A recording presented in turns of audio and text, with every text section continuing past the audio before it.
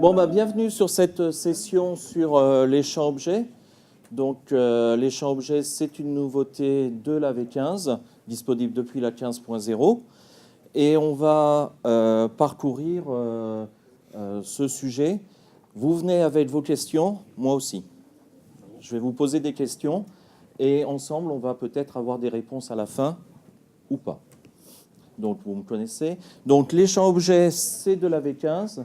Mais on a déjà le C-objet et les tableaux objets depuis la V14. Et la combinaison des deux, ça fait quelque chose qui est assez détonnant et étonnant.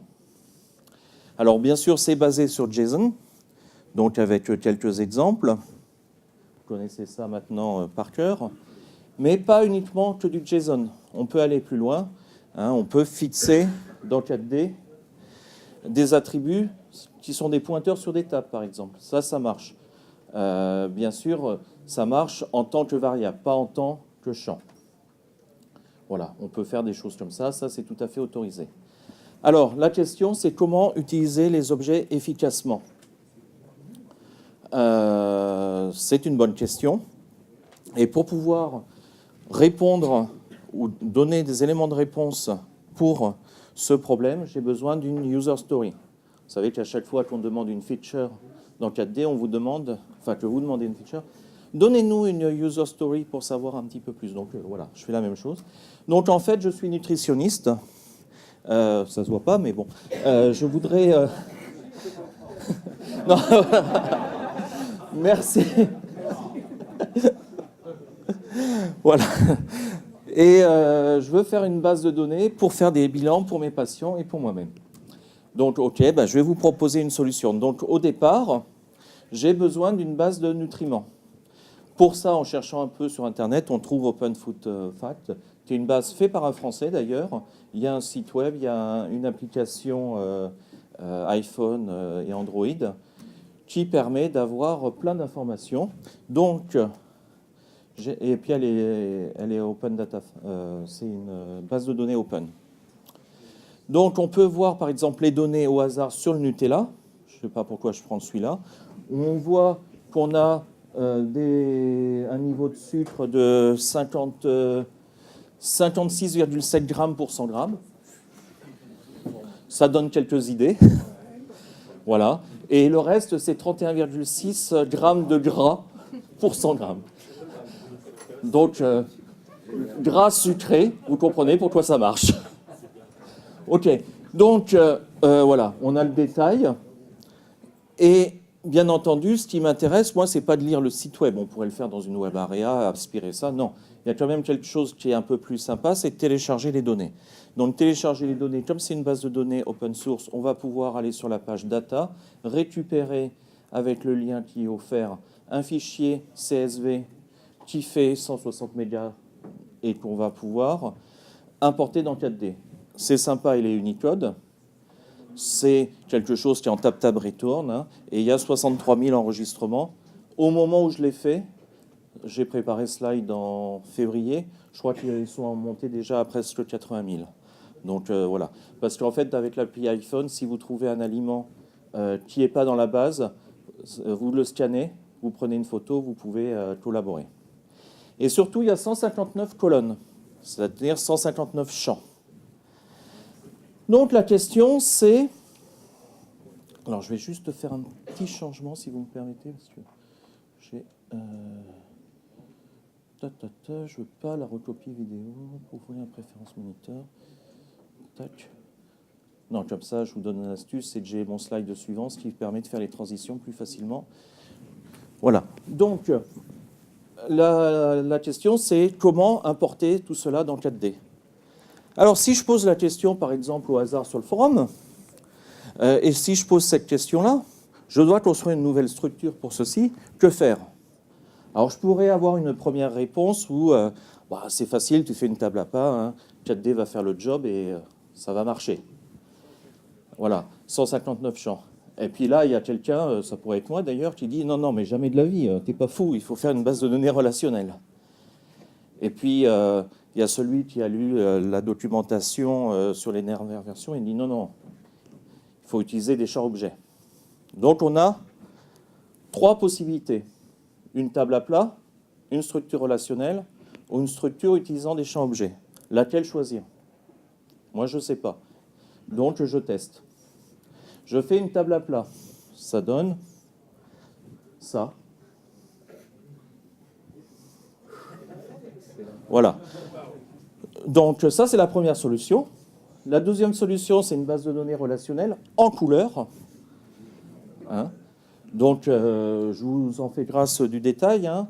J'ai les aliments au centre, et puis pour chaque, par exemple, les pays dans lesquels c'est fabriqué, j'ai une table de lien NN à chaque fois. Et puis une table avec les champs objets, une base, pardon, avec les champs objets, où là, j'ai gardé quand même les tables de référence, donc tous les pays, tous les types d'informations, tous les types de nutriments qui sont ici, et puis une table où j'ai finalement 6 champs objets, et on verra pourquoi 6 tout à l'heure, et dont j'ai pris le même fichier CSV et je l'ai importé 3 fois dans les 3 tables, dans les 3 bases différentes. Et la première chose que je fais, avant même d'aller plus loin, c'est que je ferme ces bases et je vais sur le Finder lire les données, lire les tailles des données. Les tables à plat, les bases relationnelles, la table à plat, la base relationnelle avec différentes tables ou les champs objets. On voit pour les tailles des données, on se dit, bah, effectivement, c'est logique, mais la base relationnelle, pour qu'elle fonctionne, j'ai dû créer des liens. Et donc, j'ai des index. Donc, ici, déjà, on a une première. On voit qu'il y a quand même un tout petit index ici qui est nécessaire, mais c'est tout. Maintenant, on va faire quelques recherches. Donc, la première recherche qu'on va faire, c'est on veut chercher tous les nutriments, les aliments étant fabriqués dans un pays donné. Okay. Donc, je cherche sur un pays. Si je cherche sur un pays, même si là, honnêtement, j'ai 63 000 enregistrements, ce n'est pas énorme, mais en général, on se dit, OK, on va mettre un index. Un index, oui, quoi comme index? B-tree ou cluster? En l'occurrence, oui, c'est cluster, mais j'ai fait les 2 tests pour vous montrer la différence de taille. Effectivement, dans ce cas-là, le cluster pour un pays, c'est assez évident. Et donc, je vais faire la recherche. Et la recherche, elle est comme ça. Donc, je cherche les valeurs distantes sur les pays, et je boucle de manière aléatoire sur les pays. Et je vais chercher 10 000 fois pour pouvoir avoir un temps suffisamment long. Le problème, c'est que 4D, c'est trop rapide maintenant pour faire des tests, donc on est obligé de faire 10 000 fois les choses. Et ça me fait 3400 millisecondes, 3 secondes 4. Dans la base de données relationnelle, avec les mêmes données, j'ai extrait la partie qui m'intéresse dans la structure. Là, je n'ai pas besoin de nouvel index. Qu'est-ce qu'il me fait? Ah, super, Novotel qui me renvoie. J'ai expiré mon temps Wi-Fi, donc il me renvoie, il me redemande. OK, pas de problème. Je n'ai pas besoin de nouvel index parce que je les avais déjà comptés. Quand j'ai créé la base de données rationnelle, la table NN, si elle n'a pas les index, elle ne va pas bien marcher. Donc ils sont dès le départ, donc je ne crée pas de nouveau. La recherche, bah, je fais un chercher par formule avec la double jointure. Ici, on voit que d'ailleurs, je passe par une table NN et que le chercher par formule fonctionne très bien pour ça. Et le temps, toujours pour 10 000 boucles, c'est 6 secondes 6. OK. Maintenant, troisième solution, chercher dans une table avec des objets. Là, je vais avoir besoin d'aller lire la table aliments et le champ country. Ce champ country, il est constitué de cette façon-là. Alors, il y a des crochets parce que là, c'est un pays qui est uniquement fabriqué aux États-Unis, mais il pourrait être fabriqué en France et en Belgique. D'accord ? forcément, là, ça va nécessiter un index. D'ailleurs, on voit que le champ il est déjà dessiné en gras. Hein.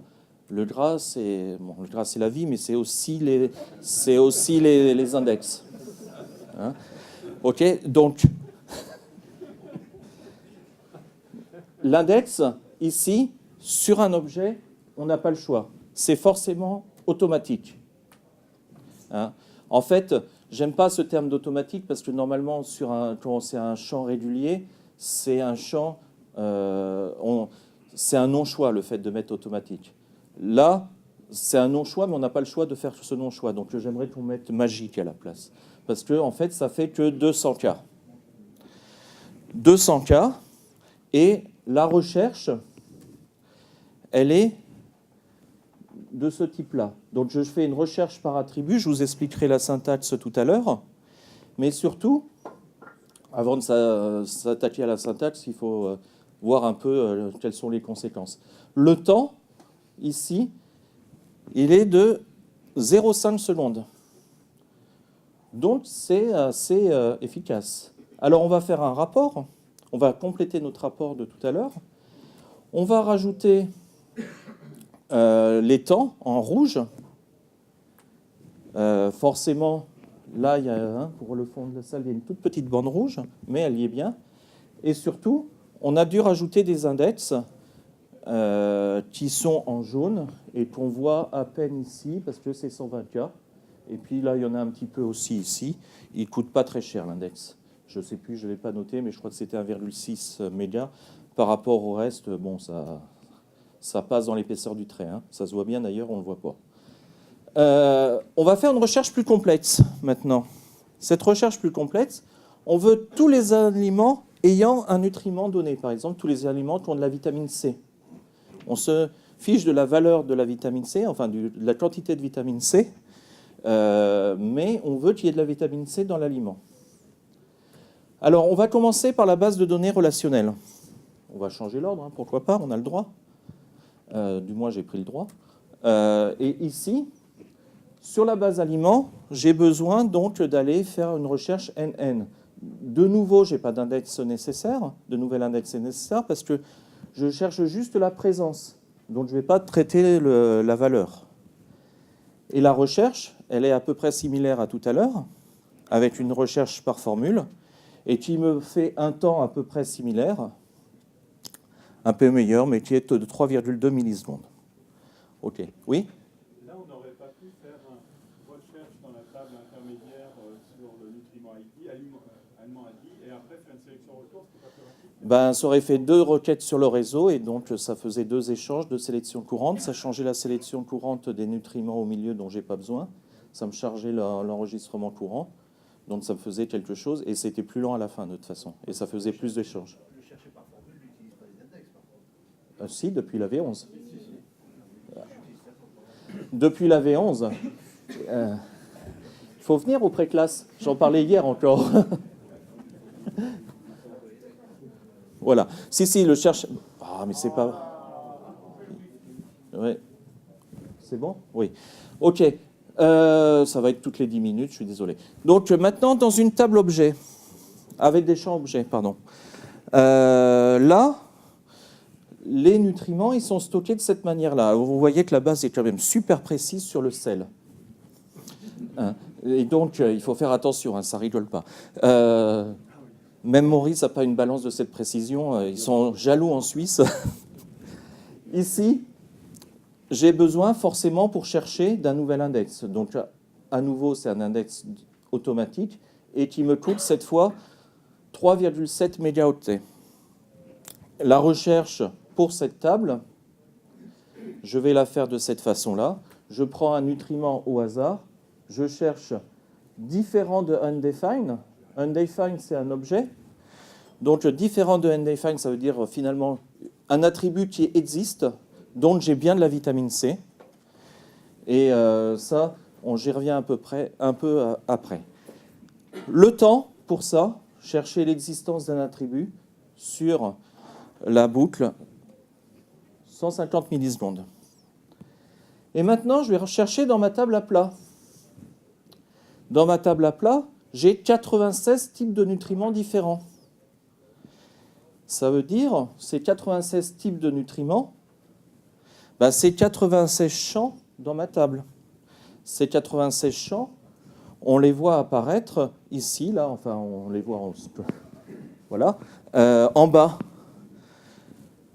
Je vais faire donc 96 recherches différentes. Donc, il me faut 96 nouvelles index qui me coûtent 102 mégas. Bah oui, il n'y a pas à tortiller. Après, la recherche, elle est un petit peu plus complexe parce que je dois tirer un nutriment au hasard et puis je dois fabriquer un pointeur sur le champ, sachant que tous mes champs qui stockent les nutriments, c'est le nom du nutriment underscore 100, le nutriment pour 100 grammes. Et donc, je me fais un pointeur dessus grâce à la troisième ligne où je fais lire titre champ, qui me donne la structure de la base. Et bon, ça, c'est... de toute façon, vous avez les slides sur la clé, vous pourrez étudier le code. Et ça me coûte 1,3 millisecondes. Donc, c'est finalement assez rapide. Secondes, pardon, pas millisecondes. 1,3 secondes. C'est assez rapide, par contre, c'est coûteux en index. Donc, après la recherche complète, j'ai quoi? J'avais déjà tout ça. Je dois rajouter des nouveaux index. Ben, ils sont là. Et au point de vue des temps, je suis maintenant dans de cette façon-là. Donc là, on voit qu'on est... Alors, on ne voit pas... Hop, qu'est-ce qui s'est passé là? Voilà. C'est à la traduction. Ah, à la traduction, j'ai cassé mon slide. Je suis désolé, je ne l'avais pas vu. Hop, voilà. Donc, ici, on voit que quand même les champs objets, c'est efficace par rapport à toutes les autres solutions. Et c'est beaucoup plus compact. Ouais, c'est quand même sympa. Là, on se dit, bon, bah, c'est bon, je vais utiliser les champs objets. Bon, attendez la fin de la session. On va garder quand même un œil sur le cache. Ici, grâce aux composants de Roland, que Roland nous a proposé au Summit l'année dernière, enfin il y a 18 mois, qui est disponible en note technique et sur Tao, on peut avoir une vision du cache. Là, on voit dans ce graphe le cache read, disk read. Donc, est-ce que je lis dans le cache, est-ce que je lis sur le disque? Et là, c'est tout ce que j'ai cherché dans le cache que je n'ai pas trouvé. Et je n'ai rien écrit parce que je fais que de la lecture ici. Donc, on voit que j'ai lancé 2 fois la même recherche et on voit que la deuxième fois, il est obligé de réutiliser, de rappeler sur le cache. Pourquoi? Parce que j'ai 104 mégas d'index et que mon cache est trop petit. Volontairement, j'ai fait un cache petit. Alors qu'avec le même cache, dans les mêmes situations, la base de données relationnelle ou la base de données avec les champs objets, je n'ai pas le souci. Donc au deuxième passage, on voit qu'il y a vraiment une différence. Et pour pouvoir retrouver une bonne situation sur la table à plat, il me faut rajouter du cache. Il me faut rajouter 50 mégas de cache. Donc, ça paraît rien. On se dit, bon, 50 mégas en plus aujourd'hui, oui. Mais c'est juste pour une seule recherche, extraite dans une petite base, imaginez sur l'ensemble d'une table. Oh, ça m'énerve, ça. Je vais valider mon compte, comme ça, il ne va pas m'embêter. Ouais, tu crois? Mais le problème, c'est que j'ai plus la désactivation du Wi-Fi. Oui, non, mais...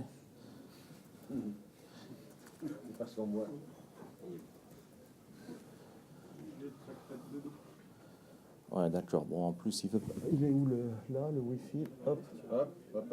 Désactiver le Wi-Fi. Merci. C'est pénible, ça. OK. On a récupéré.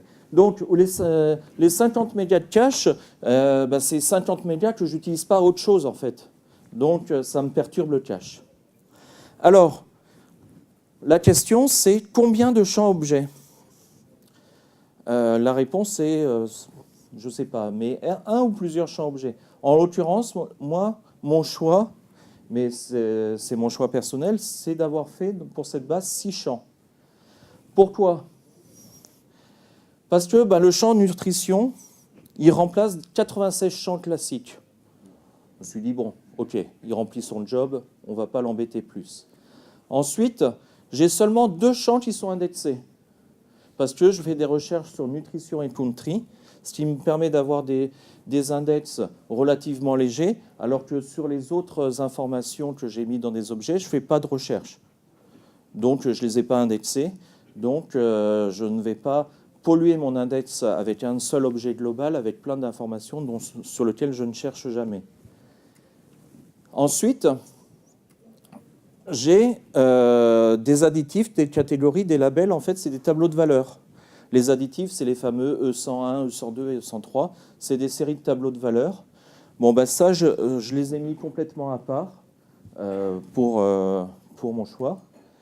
Et j'ai mis ensuite un champ qui s'appelle information, qui lui est plus structuré et qui va contenir tout ce qui est évolutif, tout ce qui est polyforme, et on verra plus tard, on parlera de schemales. Alors, le slide suivant, c'est on doit construire ces champs. On a plusieurs façons de le construire, mais surtout, on a des règles à respecter. Donc, la question qu'on a ici, toujours mon user story, c'est on veut stocker tous les moyens de communication dans un champ objet. Hier, en pré-classe, je vous ai donné un petit widget qui permettait de stocker des moyens de communication. Je vous ai dit que c'était dans un champ objet. Là, vous avez maintenant le détail du contenu de ce champ. Alors, supposons qu'on ait un numéro de téléphone, un numéro de fax, un mobile, un Skype, c'est Georges C. Et ce Georges, il est chez Nespresso.com. Et puis, on a eu la chance de le rencontrer et tout. Et il nous a donné sa carte personnelle. Et donc, on a son numéro privé. Hein, what else? Là, je vais donc rajouter le numéro privé de ce cher Georges dans ma structure. Et là, je n'ai pas le droit. C'est pas que je n'ai pas le droit d'avoir son numéro privé, c'est que je n'ai pas le droit de faire ça. Je n'ai pas le droit d'avoir un attribut qui est répété. Chaque attribut doit être unique. Attention, dans les noms des attributs, c'est case sensitive. Hein, donc, il faut... phone avec un P majuscule ou un P minuscule, ce n'est pas la même attribut. Mais par contre, tel que je suis ici, je n'ai pas le droit. Donc, il faut que je construise une structure peut-être de ce type-là. Ou j'en profite pour le Skype pour dire ce n'est pas un numéro, c'est un pseudo. Pour l'email, ce n'est pas un numéro, c'est l'adresse. Et puis pour le numéro, je vois que c'est son numéro personnel. J'ai mis une observation. Effectivement, tous les objets ne sont pas forcément identiques au sein d'un tableau objet. On peut avoir des attributs supplémentaires. Maintenant, j'ai cet objet en mémoire et je veux faire une recherche. J'ai un numéro qui arrive, je vois un numéro s'afficher sur mon téléphone, je veux faire une recherche dans la base pour savoir qui c'est avant de lui répondre. Vous faites jamais ça? Non? Donc, chercher par attribut, on met comme crochet point number. En fait, comme c'est le tableau. C'est, l'attribut qui se trouve être un tableau. Ensuite, j'utilise le tableau. Et ensuite, je vais chercher number, qui est donc un attribut que je retrouve à 4 endroits. OK? Donc là, la valeur 6788, en fait, c'est un fax. Donc, il ne faut pas que je décroche parce que moi, je ne sais pas parler le fax. Mais bon, c'est une recherche simple. Maintenant, cas plus compliqué, une recherche multiple. Je veux, toujours avec la même structure, chercher à la fois un numéro et un type. Le numéro, je l'ai en jaune. Maintenant, cette deuxième recherche, phone type, enfin comme type égale phone, pardon, ça répond ici, ici. Et donc, je vais trouver cet enregistrement. OK ? C'est la première version de la recherche objet. C'est-à-dire qu'ici, on n'a pas de conjonction entre... On fait deux recherches où on dit comme type n'importe quel élément du tableau où il y a le champ number et comme type n'importe quel élément du tableau où le type est égal à phone. C'est pas... Là, l'étoile qui est ici pour joindre les deux, ça ne dit pas dans la même ligne. C'est par rapport à comme, ouais, c'est au-dessus, c'est par rapport au contact. Donc là, c'est un petit piège, c'est expliqué dans la doc. Hein. Il y a un autre exemple qui est donné dans la doc avec des adresses. Donc pour l'instant, si on veut vraiment la conjonction des deux, on est un petit peu gêné aux entournures parce qu'il faut faire une première recherche comme ça, puis après une recherche séquentielle avec une formule. Bon, j'ai dit pour l'instant ? Oui, bon, donc vous avez compris. Voilà, il faut le savoir. Et ça peut être piégeant. Donc il faut aussi en tenir compte quand on construit sa structure. Il n'y a pas besoin, je ne pratique pas encore couramment ces fonctions, il n'y a pas besoin de préciser l'opérateur logique, le et, non, depuis la version 1 de CAND, l'opérateur logique et est implicite. Ah oui. Donc oui, moi je ne le mets jamais parce que je suis un feignant, mais c'est surtout que je préfère n'avoir l'opérateur ou. Je n'écris que les opérateurs ou parce qu'ils sont... Et graphiquement, ça me décale et ça m'attire l'œil, en fait. Et donc, mais bon, c'est parce que je suis feignant et que j'ai un mode de raisonnement comme ça. Mais effectivement, ce n'est pas obligé. Alors, ce qui est très intéressant, dans les... Elle fait quoi la recherche? Je n'ai pas compris. C'est quoi le résultat, en fait? Le résultat, le trouver, il va avoir trouvé cet enregistrement qui contient ce champ-là, alors que, parce que les deux conditions sont remplies. Les deux conditions sont remplies, mais c'est peut-être pas ce que vous attendiez.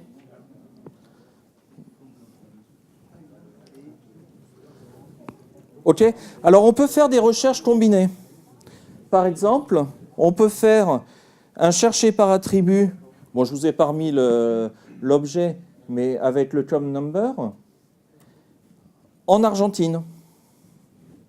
Ici, on a cherché par attribut qui sont deux commandes 4D combinées par l'étoile. Hein ? Et deux commandes de recherche liées par une étoile, ça mérite un smiley. Parce que c'est vraiment la première fois qu'on a deux commandes qu'on peut relier par une étoile. Non, ce n'est pas la première fois, mais deux commandes différentes, oui, c'est la première fois. Donc ça, c'est quelque chose qui est assez intéressant. Il y a eu une discussion, je ne sais plus si sur le Node ou sur le forum, où quelqu'un cherchait par attribut dans sélection. Ben, on l'a en fait, de fait.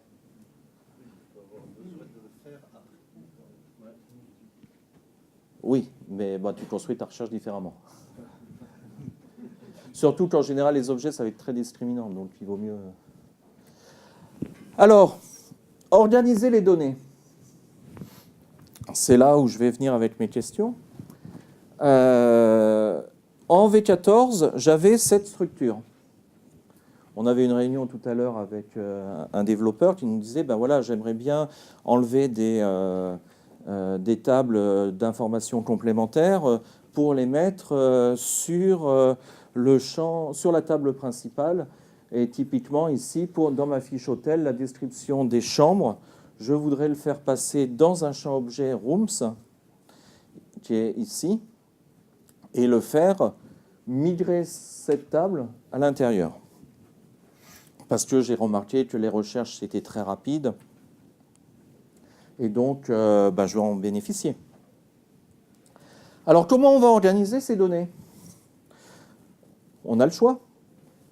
C'est ça qui est sympa avec les objets, c'est qu'on peut organiser ça comme on veut.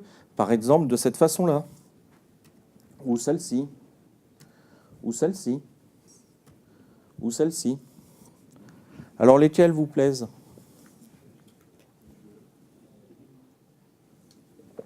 Ou ou inversement, lesquels ne vous plaisent pas. Bon. Au milieu, celle-là, ça ne me plaît pas parce que combiner deux attributs dans un attribut, c'est un peu la négation de l'objet, donc on élimine. On va éliminer aussi celle-là parce que en fait, on a inversé la logique.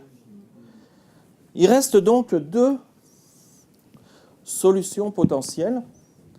Un tableau de chambres ou des chambres à plat, des types de chambres à plat. OK. Donc on va traiter ces deux solutions avec une solution jaune et une solution bleue. On va les traiter, plus exactement, on va les utiliser. Comment on va utiliser les données? La première chose déjà, c'est que pas forcément tous mes hôtels, si je vais chez Formule 1, une suite chez Formule 1, je ne suis pas certain. Donc tous les hôtels n'ont pas le même type de chambre. Donc on a besoin d'avoir un descripteur de ce que je peux trouver dans mon champ.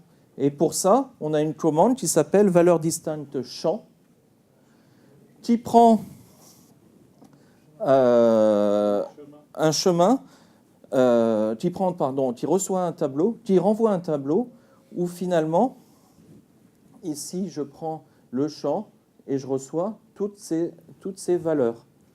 Donc on voit qu'on a double, effectivement double, c'est un chemin possible qui est un objet, et puis double point nombre et double point price qui sont des attributs au sein de l'objet double. Ok, donc ça c'est les chemins possibles. Maintenant sur room en bleu, si je passe l'objet bleu à la commande, je vais obtenir ça. Donc j'ai rooms au départ, donc qui est le premier niveau dans mon tableau. Puis j'ai le tableau lui-même. Puis j'ai les trois attributs de mon tableau. Et comme vous me connaissez, vous savez que je sais faire des slides, j'ai un blanc là, enfin un bleu plutôt. Ça veut dire qu'il manque quelque chose. Bon, je peux appuyer tout de suite sur la touche, mais je vous laisse réfléchir 2 minutes. Qu'est-ce qu'il pourrait y avoir en plus? Ouais, le nombre d'éléments, c'est-à-dire un attribut virtuel rajouté automatiquement par 4D qui vous donne la longueur. Ce qui nous permettra par la suite de chercher, par exemple, tous les hôtels ayant au moins 3 types de chambres différents. Sur un attribut qui s'appelle lens, un vrai? C'est toi qui as écrit les specs, non? Tu demanderas à ton collègue qui a écrit les specs. Merci pour la question. Joker. Honnêtement, Joker, je ne sais pas. Ouais, mais enfin, après, tu as le même problème, tu es décalé. Je ne sais pas, à vrai dire. Il faudra que je me le note. Je n'y avais pas pensé à celle-là. Alors, on va utiliser maintenant ces données. Là, donc, je prends le cas jaune avec les différents chemins possibles. Alors, ces chemins, valeur distincte chemin, bien sûr, ça marche sur la sélection courante. Ce n'est pas sur l'ensemble de la table, c'est sur la sélection courante. Donc, vous pouvez d'abord avoir une première sélection et savoir qu'est-ce que je risque de trouver dans cette sélection. Donc là, j'ai une sélection, j'ai trouvé tous ces chemins-là. Donc, je sais que j'ai au moins un hôtel dans ma sélection qui a une suite, par exemple. Et je veux avoir la valeur distincte des attributs. Donc, je suis sur le champ des rooms, toujours mon champ là dans la table qui est entouré en rouge. Et puis, je vais prendre le chemin single price et je vais prendre le tableau. Il manque un... Oui, non, c'est juste décalé. Oui, je ne sais pas pourquoi, c'est bizarre. Oui, bon, enfin, c'est Hotel Rooms, point virgule, entre guillemets, single price, point virgule, underscore price, qui est le nom de mon tableau. Et ça va me donner, ici, ces valeurs-là, où je vais retrouver le 56 de l'élément exemple, je le retrouve dans mon tableau. Maintenant, si je prends le cas bleu, où là, la syntaxe n'est pas cassée, si j'effectue, je lance la ligne de la même façon, je vais obtenir ce résultat. Alors au passage, hein, vous avez vu que c'est le symbole des releases R, parce que ça, c'est disponible en R3. 2 Ça n'existe pas encore. C'est dans la 5. 4. Enfin bon, ça va être disponible, on va vérifier ça. Ah, ok. 4. Non, c'est en bêta test aujourd'hui. Non. Non, on va pas attendre la V16 pour ça, attends, c'est trop bien. Donc ici, en fait, le résultat, c'est ça. Donc je vais prendre tous les prix sur mes chambres et je vais retrouver le 56 comme précédemment, mais également le 52, le 74 et le 96. Ah, j'étais trop vite, pardon.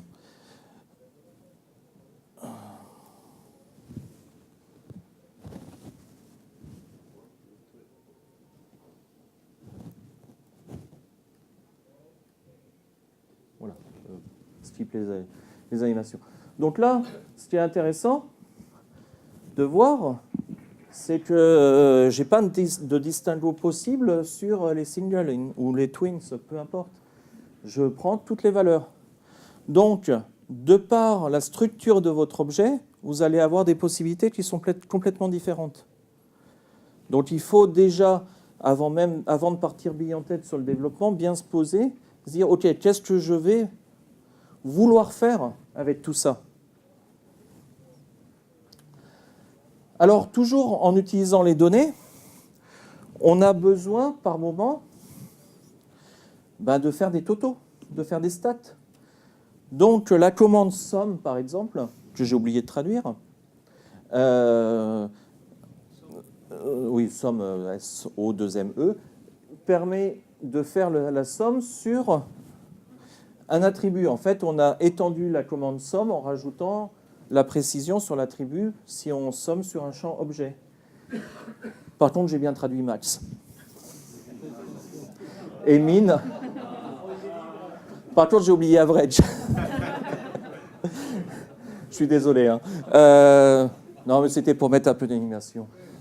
Ici, donc, j'ai la possibilité d'avoir les 4 commandes majeures de statistiques de 4D qui ont été améliorées pour tirer parti des objets. On a la même chose sur les données bleues, où là, je vais faire la somme sur les nombres de chambres des hôtels, par exemple. Ou la somme, le nombre maximum de types de chambres pour un hôtel sur ma sélection, bien entendu.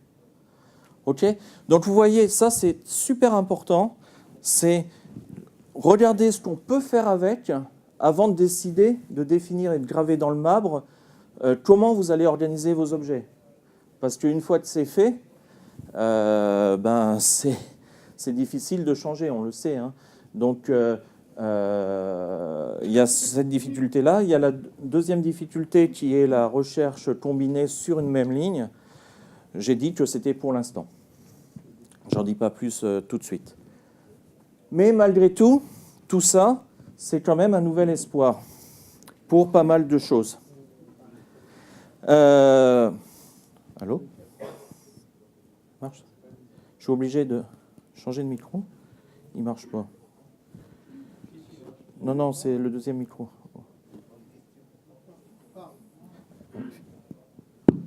OK. Voilà, pourquoi un nouvel espoir ?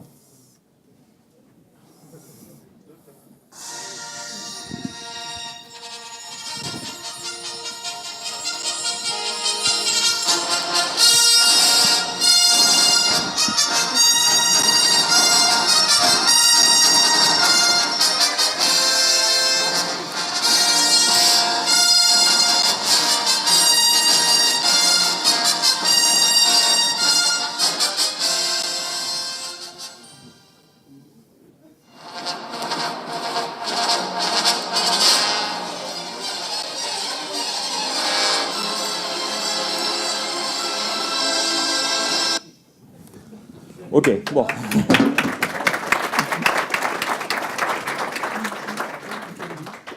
Voilà, donc il fallait bien faire un petit clin d'œil au film de l'année.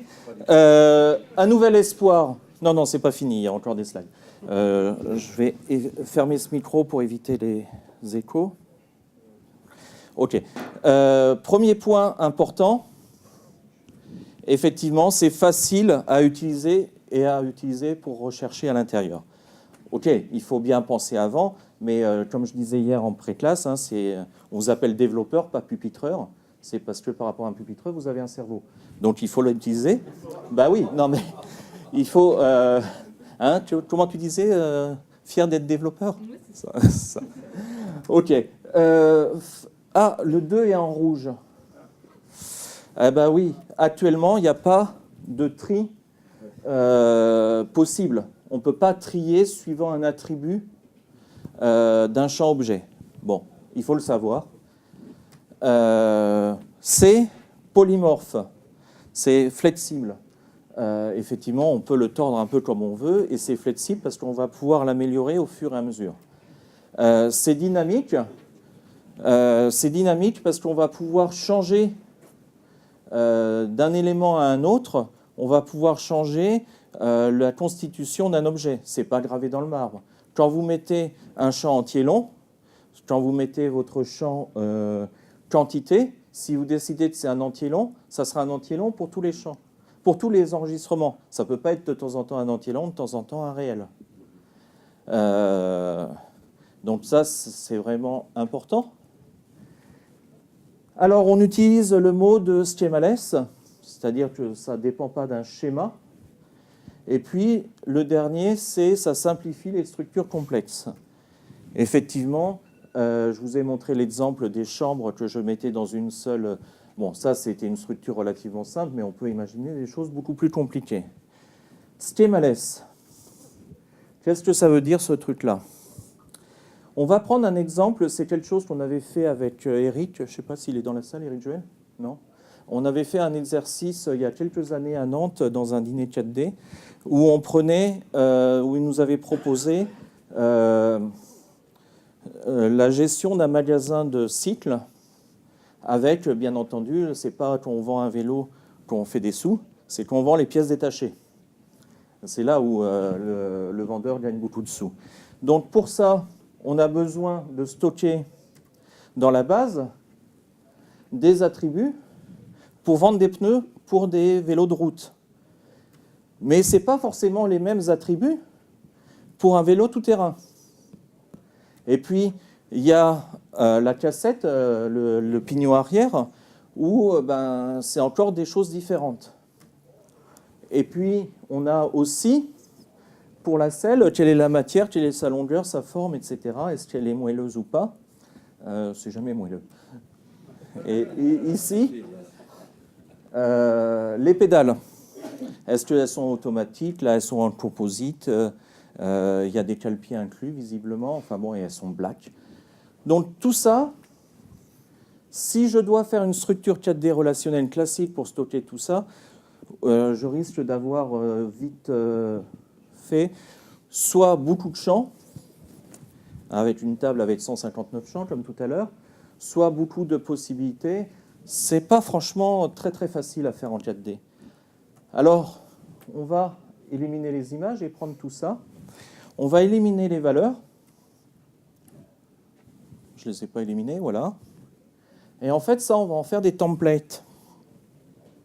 Donc, c'est des objets sans valeur. Et ces templates, dans une table de type de composants, on va les stocker dans un champ objet. Et quand on va ajouter dans la base une fiche composant, on va recopier à la création les caractéristiques du template dans le composant.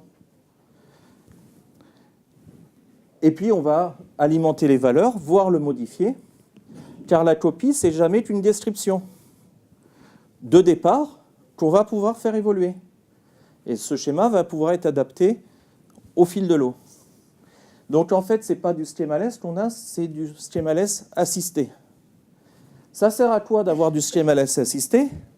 Ben, c'est si vous êtes dans certains quartiers, il faut faire rentrer des vélos un peu spécifiques.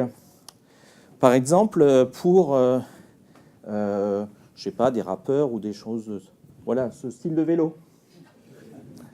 Et là, quand vous voulez vendre la pièce détachée pour la selle, il va falloir rajouter un champ spécifique. Le champ, il est là.